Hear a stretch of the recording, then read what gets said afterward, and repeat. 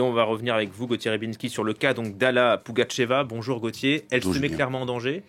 Oui, bien sûr, et ça prouve, si vous voulez, le danger que tout le monde encourt, parce que Alla Pugacheva, c'est une artiste qui était renommée pendant des décennies. Je crois qu'elle a commencé sa carrière en 1965, et elle a été, même au sein de l'URSS, on peut pas dire que c'était une contestatrice, vous voyez, elle n'était pas une rebelle, elle a même représenté l'Union soviétique au fameux concours de l'Eurovision, hein, qui est un concours de chansons à l'échelon européen.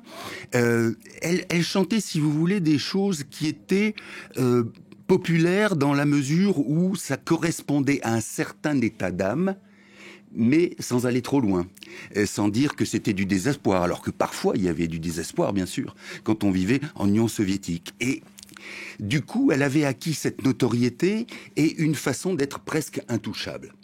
Et là, que se passe-t-il ? Le déclencheur, ça a été le fait qu'elle a... Alors, deux choses. D'abord, elle a assisté aux obsèques de Gorbatchev. Obsèques très importantes pour le monde. Bon, le monde a préféré focaliser peut-être sur la reine d'Angleterre, mais Gorbatchev, c'était quelque chose d'important. Il n'a pas eu droit à des funérailles d'État. Hein. Non, alors justement, c'était ça, effectivement. Le pouvoir russe a voulu balayer la chose rapidement, mais ça, d'abord, ça lui a été reproché. Et puis, deuxièmement, évidemment, son mari, M. Galkin, qui est présentateur et musicien, qui a été déclaré comme agent de l'étranger. Et ça, c'est le sceau infamant quand le pouvoir russe place ce sceau sur quelqu'un, c'est infamant. Et elle a déclaré, écoutez, collez-moi aussi ce sceau infamant, je veux être comme mon mari.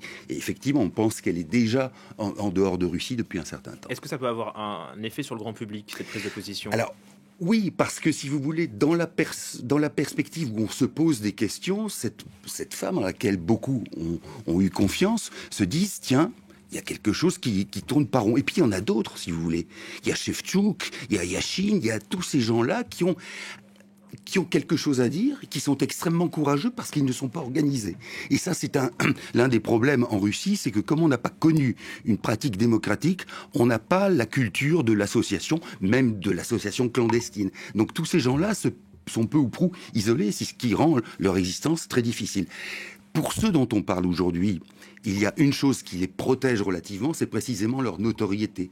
Comme Shevchuk, le rocker, qui a toujours dit, je cite sa phrase en ce moment, c'est « La patrie, les amis, c'est pas embrasser le cul de Poutine en permanence ». Vous voyez, qui risque gros parce que ça vaut 15 ans de prison au minimum. Merci beaucoup Gauthier Rybinski.